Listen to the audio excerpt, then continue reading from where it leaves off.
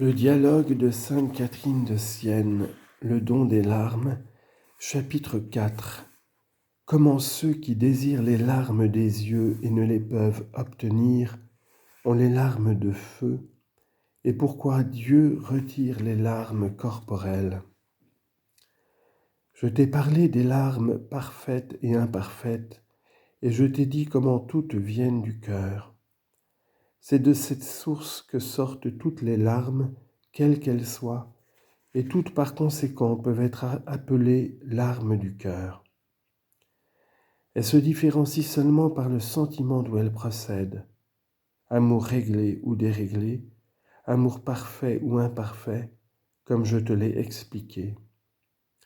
Il me reste à t'entretenir maintenant pour répondre à ton désir de quelques-uns qui souhaitent la perfection des larmes et semblent ne pouvoir l'obtenir.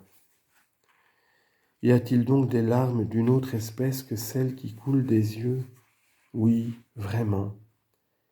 Il y a chez quelques-uns un pleur de feu, je veux dire un vrai et saint désir qui les fait se consumer d'amour.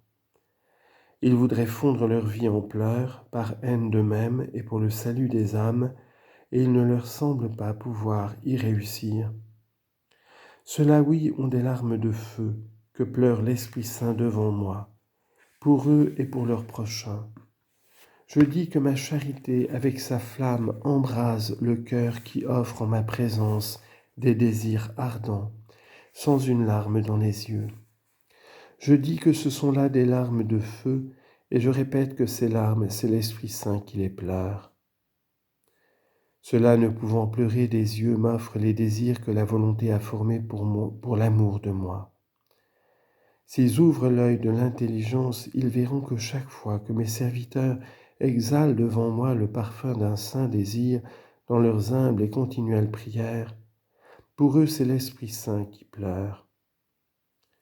N'est-ce pas ce que voulait faire entendre le glorieux apôtre Paul quand il disait que l'Esprit Saint m'implorait, moi, le Père, pour vous, par des gémissements inénarrables. Romains chapitre 8, verset 26. Tu le vois donc bien, le fruit des larmes de feu n'est pas moindre que celui des larmes d'eau. Souvent même il est plus grand, suivant la mesure de l'amour. L'âme ne doit donc pas avoir l'esprit troublé, ni craindre d'être privée de ma présence, parce que les larmes qu'elle désire, elle ne les peut avoir de la manière qu'elle voudrait. Elle ne les doit souhaiter qu'avec une volonté en accord avec la mienne, soumise au oui et au non, suivant qu'il plaît à ma divine bonté. Parfois, je ne consens pas à lui accorder ces larmes corporelles pour qu'elles se tiennent sans cesse devant moi, en humilité et continuelle prière, avec le désir de me goûter, moi. Obtenir ce qu'elle demande ne lui serait pas d'une si grande utilité qu'elle le pense. Elle se tiendrait pour satisfaite de posséder ce qu'elle a désiré, et elle se relâcherait du sentiment et du désir qui lui faisaient demander. Cette privation n'est pas pour elle un amoindrissement, c'est pour son avancement que je m'impose à moi-même de ne pas la favoriser de ces larmes extérieures que ses yeux voudraient verser. Je lui accorde seulement les larmes intérieures que répand un cœur tout embrasé du feu de ma divine charité. C'est moi le médecin, vous êtes les malades. C'est à moi de vous distribuer à chacun, suivant vos besoins, ce qui est nécessaire à votre salut et à l'accroissement de la perfection dans vos âmes. Voilà la vérité. Tel est l'exposé des états des larmes fait par moi, vérité éternelle, à toi, ma très douce fille.